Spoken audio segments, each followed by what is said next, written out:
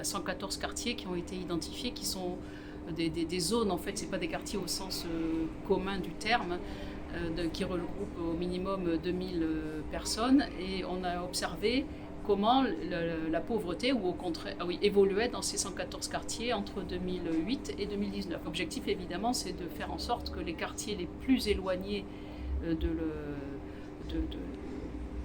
du bon niveau de vie améliorent la situation. Donc on a eu beaucoup de politiques publiques qui sont mises en place depuis 10 ans autour de la lutte contre la pauvreté, autour des dispositifs d'accès à l'emploi, des politiques de logement aussi, des politiques d'aménagement du territoire, des politiques de formation professionnelle, donc qui associent beaucoup de partenaires, l'État, mais pas seul, avec le conseil régional, le conseil départemental, les communes, les EPCI.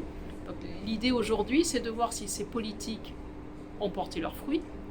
A priori oui, puisque la pauvreté a diminué, le taux de chômage a diminué, le nombre de bénéficiaires du RSA a diminué.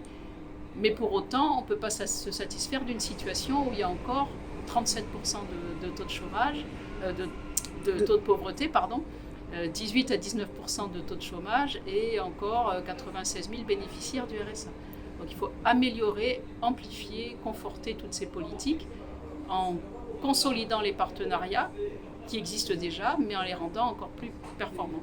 L'idée de cette étude, c'est de nous montrer que les politiques sont efficaces, mais qu'il faut aller plus loin et beaucoup plus en tenant compte, en intégrant ces dimensions géographiques. L'étude montre que la route des Tamarins a fait évoluer positivement beaucoup de quartiers sur l'ouest.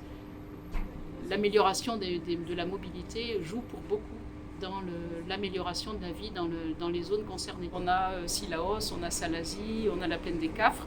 Alors là, du coup, le quartier est très très grand, c'est pas, qui sont des zones rurales et où les principales difficultés d'accès à l'emploi vont être liées aux questions de mobilité. C'est une question vraiment forte. On va aussi avoir les questions de garde d'enfants. Du coup, là, effectivement, ces questions-là ont été prises en charge. Vous avez dû entendre parler depuis quelques temps de toutes les démarches de mobilité solidaire qui sont mises en œuvre, de la politique qui est lancée par la région sur les cartes jaunes. Vraiment, il y a toute cette réflexion-là dont on attend effectivement qu'elle permette de désenclaver ces quartiers et d'accéder plus facilement à l'emploi. 2023, il est possible qu'à La Réunion, mais je ne m'avance pas parce que la décision n'est pas encore prise au niveau national, il y ait une expérimentation, plus exactement d'un quartier où on soit pilote de France Travail.